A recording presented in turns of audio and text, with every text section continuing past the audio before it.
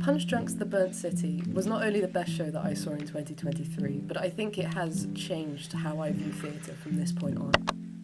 For those of you unfamiliar, Punchdrunk is a production company that specialises in immersive theatre, to put it mildly.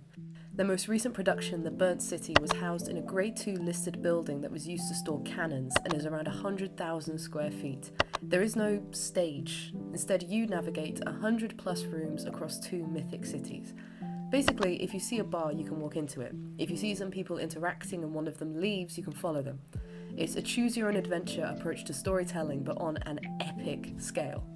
Another key element is its secrecy. Before the show, you have to lock your phone away, and there is very minimal content out there of the show itself.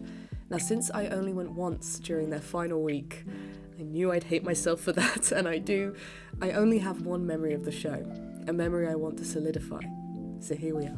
I would also like to preface this by saying I did check in with a member of staff when I went on the tour in December that it was okay to put all of just this information out there, and they said yes. So, if I get in trouble, Georgia said it was okay. Just saying that now, just throwing that out there. Back to the video. Apart from the tour I went on in December that was more set design based than anything, I did not dig further into what I saw. This will mean I won't be able to recall much plot relevance, characters' names, or actors' names, but it will mean that no new context will affect my record. My only primary reference will be this notebook, where I took all of my original notes at 2 a.m. after watching the show. Now, since this is a roughly 3-hour-long performance, I will be attempting just the first loop of the plot for this video. So let's get started. In true immersive theatre fashion, I need to start with the pre-show. Now, since this isn't housed in a traditional theatre, there's no foyer. The cast list is set up like a museum piece, and instead of a classic ticket, you're given a playing card. Once you lock your phone away, you're allowed into Peeps, the bar area separate from the Burnt City itself. Behind the entrance curtain was a long line of the iconic Punchdrunk masks. Now, these serve a multitude of purposes. Some practical, since then you can distinguish performer from audience member, but it also made you feel like a giant Greek chorus to everything else that's happening. You're then brought into a dimly lit room where there is an artifact of some kind made to look like one of the masks, and in walks someone I named in my notes as Scary Suit Man. I can only remember snippets of his briefing to all of us, but it included phrases like, "You've come here in the dark to find the light," and encouraged us all to abandon your friends and family, choose your own path. He then sends one person out through a door telling them your journey begins now, and moments later he let the rest of us go except for another randomly picked audience member who we talked to whilst we filed out. The dim room then led into a series of blank, dark corridors with more artifacts in glass cases until I reached the final artifact, a prayer tied with human hair but with no glass casing around it. I honestly didn't know what to expect when it came to the opening of the Burnt City. I wasn't sure how this thing starts. I didn't imagine it would be with such a subtle but mildly terrifying image of a museum exhibit broken free. As I kept walking, I ended up in what I called in my notes Sandland. It's this weird realm with giant washes of fabric and sometimes the occasional chest of drawers, an abandoned pram, a load of hammocks, and at one point I found this massive wooden table featuring a labyrinth map made entirely out of black sand. Eventually that opened out into this giant split-level area with a huge staircase connecting the 2 levels. In the middle of the lower area were 2 structures made out of steel beams. Performers then ran out from behind me into the central area and started fighting until someone broke it all up. Now, before going into this, all I knew story-wise was that 1, it was about the fall of Troy, and 2, it featured the sacrifice of Iphigenia at the hands of her father Agamemnon.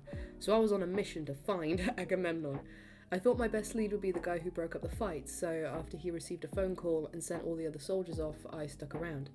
Turns out I was the only audience member who did, but that led to one of the best moments of this loop, because just by the way this performer looked at a veil, I gathered that this was Agamemnon, and it was as if I was looking at the only moment where he truly doubted what he was about to do. And then when that performer looked up at me, my jaw just dropped. This moment was cut into by upstairs blasting Sing Sing Sing by Benny Goodman, which could only mean that the wedding party had started. The choreography for Agamemnon was also to this song, but now, just beneath the wedding party's line of sight, he was losing his mind. Climbing on the steel beams, throwing himself as close to the audience as he could get, while his daughter dances to the same tune in her wedding dress. I took the chance to run up to the upper level where I found the giant concrete table that's so heavily featured in the Burnt City's advertising, and at the end of the table, Iphigenia started to walk down the stairs, and so I just doubled back on myself and started to walk with her. At this point, a huge crowd had gathered on the furthest structure. The stairs were big enough for 3 people, which meant that me, Iphigenia, and another audience member were walking down the stairs, side by side. When the wedding was halted by Agamemnon, I was stood in the first row of people near the structure, but I was still madly looking around for any other characters just to see any possible reactions or subplots, until I saw Clytemnestra, Iphigenia's mother, on the upper level looking down. Now, since there's hardly any dialogue in this show, everything has to be done with one look, and just seeing her denial and confusion give way to horror, it feels wrong to say, but it was incredible, all without making a sound. The actual death of Iphigenia was done with just a blood pack being smeared on her chest, and instead of falling off the structure, she just stayed there. From this point on, we're now in the area where I frankly have very little clue what is going on, but it's incredible regardless. So Agamemnon falls backwards into the crowd, and several extra actors come in and push us all back, making a giant ring around him. The sound of wind picks up, the lighting goes wild, and a group of about 5 or 6 performers start sprinting in a wide circle around him. Afterwards, I believe he runs off with the other soldiers, and I think I remember Clytemnestra coming down at one point, but I'm not 100% sure. Either way, the moment he leaves and the wind dies down, Iphigenia starts to slowly slide down the structure until she is met by either Clytemnestra or the performers who were running earlier who lead her away. Instead, I decided to follow a serving woman who was standing at the bottom of the stairs. Back on the concrete table, Clytemnestra and her lover were... I just put the word sexy in my notes and left it at that. Meanwhile, the serving woman set out a giant sheet of plastic across the whole table and handed the pair plastic aprons. She then brought out what I believe was a boar's head, or it might have been a skull and I'm confusing it for an earlier prop, and entrails out on a silver tray and placed it in the middle. At one point, the lover took a length of intestines and started slamming them on the table. Because they were made of some kind of plastic or rubber, the smacking noise they made was just deafening. So now they were both covered in blood, and the shower at the end of the room switched on. After clearing up the blood-soaked plastic, the serving woman took a candle in a bowl of water, gave Clytemnestra a look, and headed downstairs. Me and a few others joined. She stopped near the end of the stairs at the entrance of a wooded shrine area. Now, at this point, most of the moments I had seen have been classic, dramatic emotions. Even the small moment with Agamemnon, it had weight and consequences to it. It felt like it was meant to happen in the plot. But as this serving woman stopped for a moment, it looked as if she just couldn't go on. It wasn't a giant outpouring of grief that you'd sometimes see in this kind of content. It was just a sad, small moment that felt slightly wrong to be observing.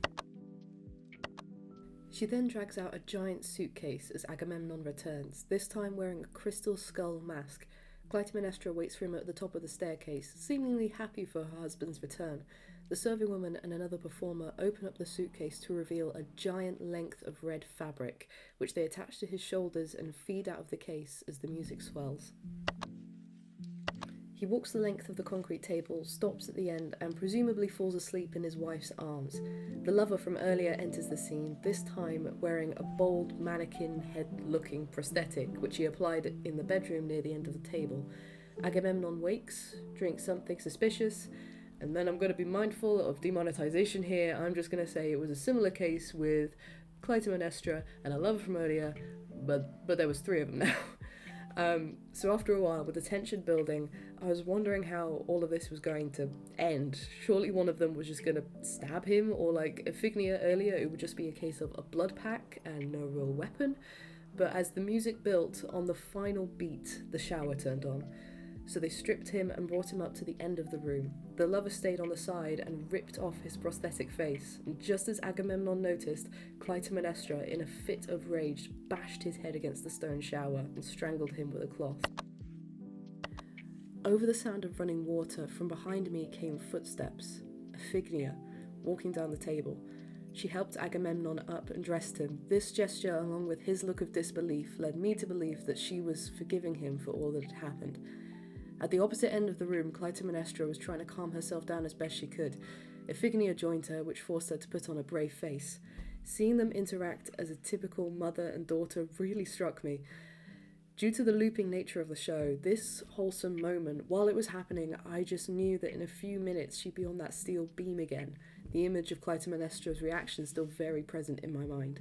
Now the form of the show was starting to make sense to me. It's the context that provides the tragedy. It's not foreshadowed, it's not a slow burn, it's knowing exactly what is about to happen and being utterly powerless to stop it.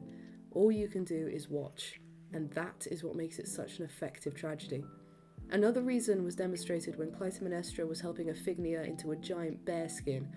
Due to the characterizations and just the intimacy of the venue, it felt like a mum getting her daughter ready for Halloween. These characters of myth and legend that were so iconic even I've heard of them were being humanized in an entirely new way. They walked down to the wooded shrine and performed a ritual that involved stabbing the bear through the upper jaw before Iphigenia emerged again. As they began to leave, a phone rang in the distance, and as we got to the table, Sing Sing Sing by Benny Goodman started to play. At the wedding party was the scary suit man from earlier, looking at the characters as if he knew something they didn't. He even managed to get the serving woman to dance, although it took a fair amount of convincing. As I leaned over the balcony to see Agamemnon again, he stopped, reached into his coat, took out a torch, and shined it up to the balcony where it landed on the scary suit man just a few feet away from me. He recoiled and started to run into the darkness towards a door that very clearly looked like it was for staff only. But I wanted to see a new location, so I ran after him.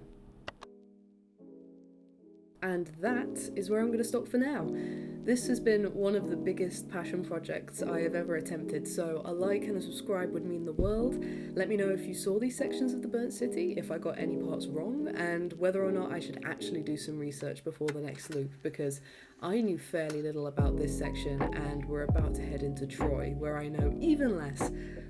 Also a little shout out to my friend Josh, who let me steal his microphone for this. You're the best. So yeah, that is a wrap on my first ever YouTube video. See you all soon.